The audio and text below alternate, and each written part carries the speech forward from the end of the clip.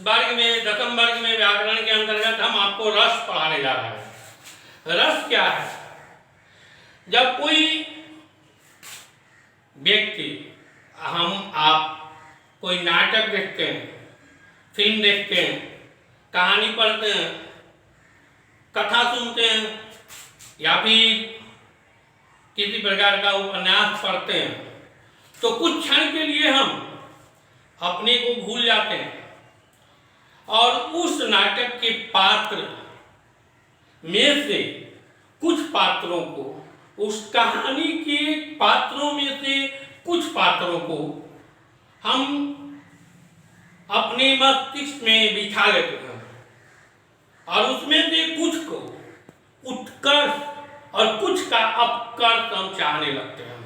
कहने का अर्थ है कि कुछ पात्रों के लिए हम चाहते हैं कि उसका अच्छा हो, बढ़िया से वो आगे बढ़े, बहुत अच्छा काम कर रहे हैं, और कुछ ऐसे पात्र हैं जिनका हम जो है अपकर्ष करने लगते हैं, अर्थात इच्छा रखने लगते हैं कि इसके साथ कोई अनिष्ट हो जाए, कोई खराबी हो जाए, कोई बुराई हो जाए। ऐसी स्थिति को ही हम रस कहते हैं। रस जो है वास्तव में हम अपने को भूलकर उस पात्रों की, उस कहानी के, नाटक के जो पात्र हैं, उनकी सुख दुख, उनके लड़ाई झगड़े को अपना समझने लगते हैं और उसी के विरुद्ध जो है कार्य करने लगते हैं। इसे ही हम कहते हैं रस। और उस समय हमारे अंदर जो अनुभूति होती है, जो इच्छा जाहिर होती है, वही इच्छा जो है रस कहलाती है। तो चलिए रस की परिभाषा क्या है? तो रस की परिभाषा है, व्याकरण की दृष्टि से रस क्या है ये तो आपको सामान्य दृष्टि से बताया गया। तो अस्थाई भाव, अस्थाई भाव जब विभाव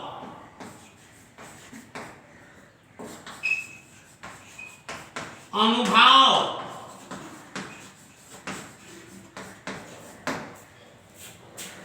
तथा संचारी भाव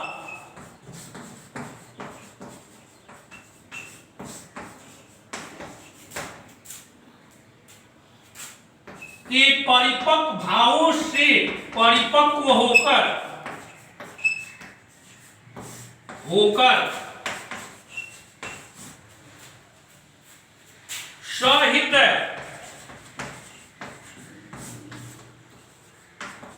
देखने वाला अच्छा व्यक्ति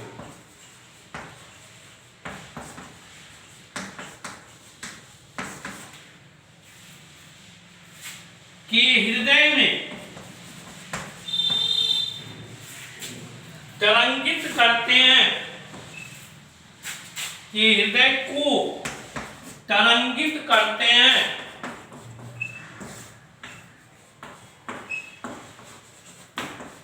उसे रस करते हैं। ध्यान दीजिएगा आप लोग, किसी भी सहृदय के हृदय में अस्थाई भाव क्या है, संचारी भाव क्या है, विभाव क्या है, अनुभाव क्या है, ये हम आपको आगे बताएंगे, पढ़ाना है। लेकिन यहाँ सबसे बड़ी चीज है कि किस हृदय में, तो सहृदय के हृदय में।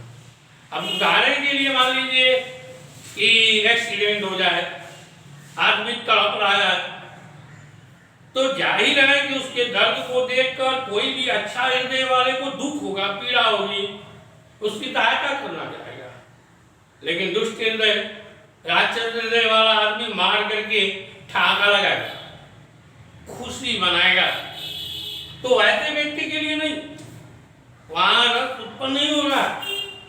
इसलिए कहा गया है कि सहृदय के हृदय में, कि देखने वाला अच्छा व्यक्ति के हृदय में, जो हृदय को जो तरंगित करता है, प्रभावित करता है, उसे हम रस करते हैं।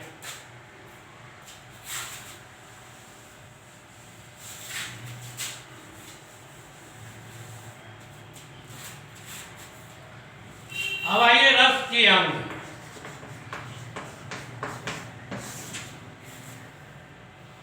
रस के मुख्य 4 अंग हैं। के मुख्य 4 अंग।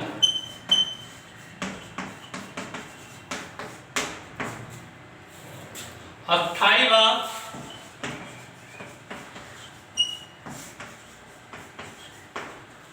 दूसरा विभाव, तीसरा अनुभाव, चौथा व्यभिचारी या संचारी भाव। व्याभिचारी या संचारी भाव।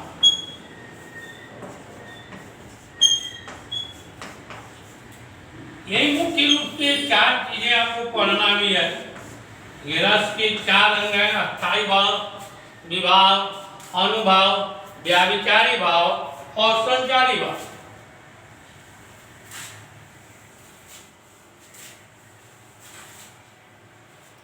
तो यहां हम अस्थाई भाव, आइए हम पढ़ते हैं अस्थाई भाव।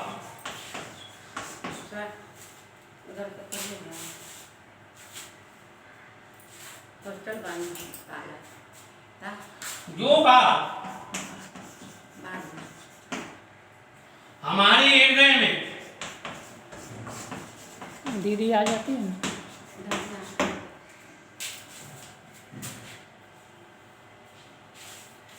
बीज रूप में छिपे हुए हैं,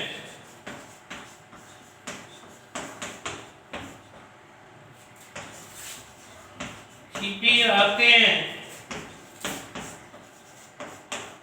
परंतु किसी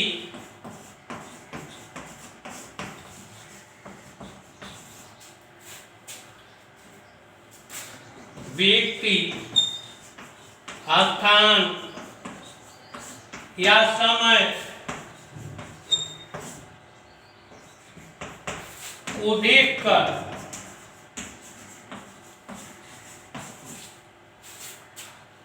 प्रकट हो जाते हैं।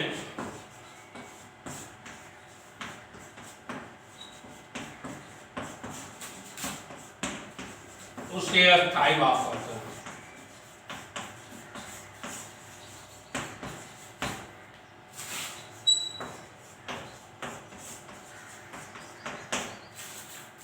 कोई भी भाव, सुख का, दुख का, डर, क्रोध हमारे हृदय में छुपा हुआ है। वह समय, व्यक्ति और स्थान को देखकर हमारे अंदर जो प्रकट होता है उसी का नाम है अस्थाई भाव।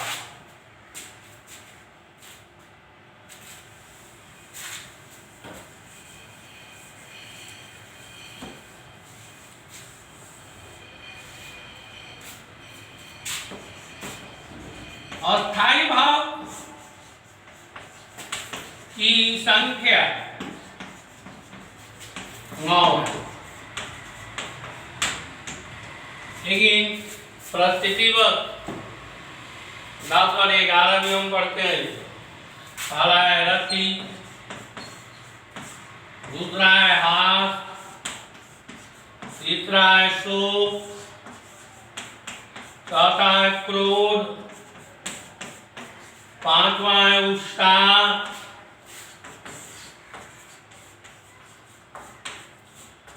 6ठा है आपका भय, 7वां है जुगुप्सा या घृणा, और 8वां है विस्मय, 9वां है निर्भीक,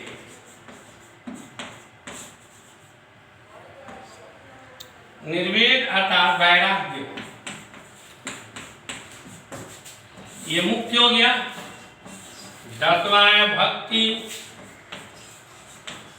11वां है वात्सल्य।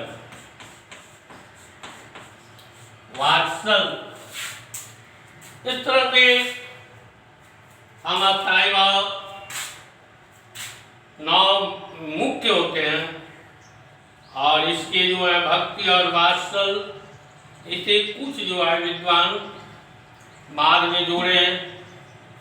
आरंभ में मुख्य रूप से हम 9 अस्थाई भाव ही पढ़ते हैं।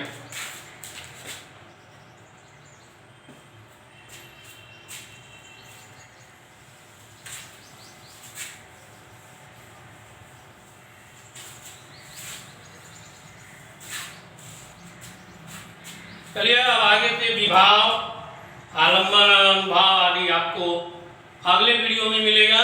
धन्यवाद।